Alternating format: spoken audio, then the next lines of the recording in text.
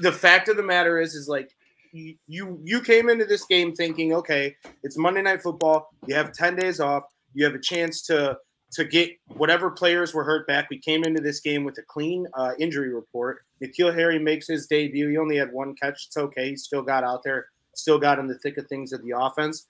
And honestly, like I said before we started the show, I've been doing this show for 4 years. There has not been one single sole episode that we have recorded that I don't think, like, there hasn't been a complaint.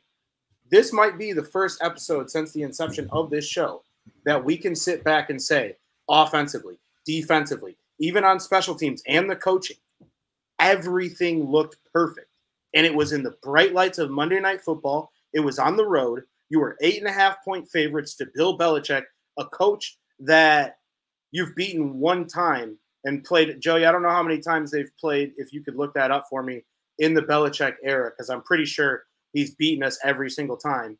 And you basically made the Patriots your bitch, for lack of better terms. Like, the meatball model, pretty damn close, Quentin. I saw you with the little 46-10 prediction. And it really, if you look at the score for what it is, it was 40-14 because the Bears elected to let their foot off the gas at the end. But, yeah, rest in peace to anyone who took, like, a live over that needed that touchdown. That person wasn't me. But beautiful, beautiful week to be a Bears fan. And let's just talk about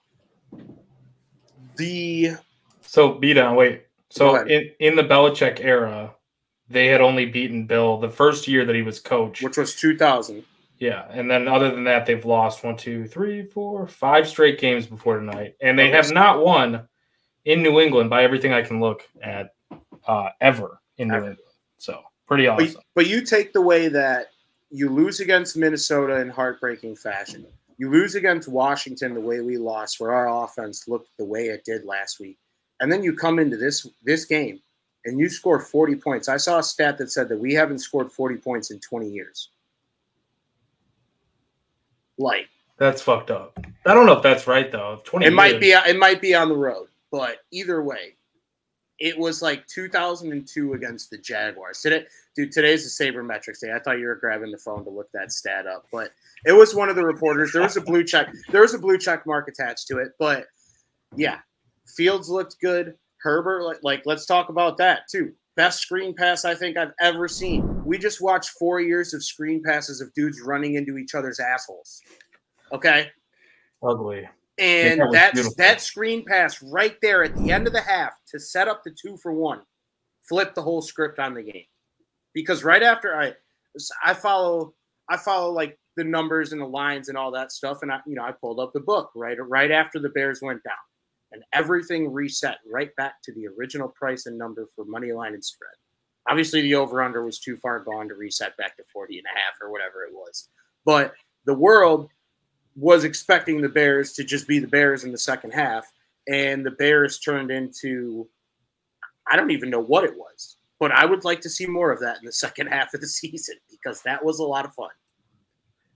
Dude, we've talked about it a lot on the show. They've been a second-half team. Like, they have come out and been a second-half team, making adjustments in the second half at halftime. And this is beautiful that Ken says right here. Bears winning multiple bets cash in the first half. Not a bad Monday Night Football. Ken Bezos. Yeah, baby. It's true, though. Like, the passing, rushing yards combined in the first half, there were a lot of things that just made you feel good about tonight. But, dude, I forget where I was at now when I was talking, but I feel like a lot of things you could take away from this game where they just did things much differently. Not only did they make adjustments at halftime for the second half, but they outcoached and made adjustments better than Bill did. Like, that says something because Quint, you talked about in the previous show how well coached this team is just from watching their all-22, which we already knew that Bill's the GOAT. But like the fact that you have a new coaching staff doing this, there's no way, in my opinion, a past Bears team would have been able to overcome, or like you get a new quarterback in the game and they change things offensively like New England did seemingly. Absolutely no shot that they're going to make those adjustments and react to that, to Bailey Zappi coming into the game, which at first it looked like it was horrible. When he first came in the game, they got 2 quick touchdowns And then it was like, oh, no, here we go. And no, they put the clamps on him, dude. They made the adjustments necessary, put the clamps on him. There is no zappy hour this week. You can shut that down. The quarterback controversy, I don't even know what they're doing in New England, but yeah. Bears. We have one quarterback that looked better than both of their quarterbacks tonight. And honestly, hats off to the defense. Defense had like 4 turnovers, 3 of which were picks. Both of our rookie guys got their first career interception today. Brisker, right after getting a swift kick right in the dick, and he said, you know what? I don't like the way you do business. I'm picking you off. And then Kyler Gordon at the end, which was just like, that was the interception where I think all 3 of us were probably just laughing like, wow, this is what – usually we're on the other side of this, right? Usually we're the team that's throwing these picks and looking like this down the stretch. And to be the team that was, getting the interceptions and running away with the game already up 27, I don't even know how to act at this point, as you guys can all see. So Mac Jones came for Jaquan Brisker's balls, and then Jaquan came for Mac Jones' ball.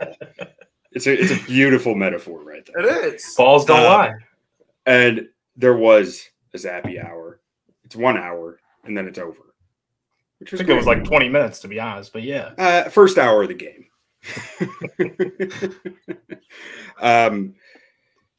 Yeah, I mean, the thing that I'm just thinking through this game, recount how many times in this game Justin Fields bailed out the offense, and just now imagine what it would look like if he had someone to bail him out. I mean, he showed a lot out there tonight. The thing that really sticks to me is he was not what's the big play hunting. He was not big play hunting. He was just playing his game. When it wasn't there, he moved on and got the ball out on time to the guy it was supposed to go to when he had time. And when he didn't, he just got the hell out of Dodge and picked up some yards. It was, I mean, it's hard to on the think ground, of how we could have played a better game. I mean, he had maybe 2 throws that were interceptable. One of those was the tip pass, which is kind of iffy whether it's on him. He had the one that he put short to Mooney, a little behind him. That ball could have been picked, but outside of those 2 throws, I mean, I don't know that there was a lot that I really knocked him for that I couldn't attribute to wet football or something like that, Yeah, I was going to say the one play where there was nobody open and he kind of rolled out to the right side and kind of held the ball a little bit too long, where he was kind of trying to make a play. He didn't take off and run, but he looked like he was trying to make a play, and then he got sacked and the ball was fumbled out of bounds. Yeah.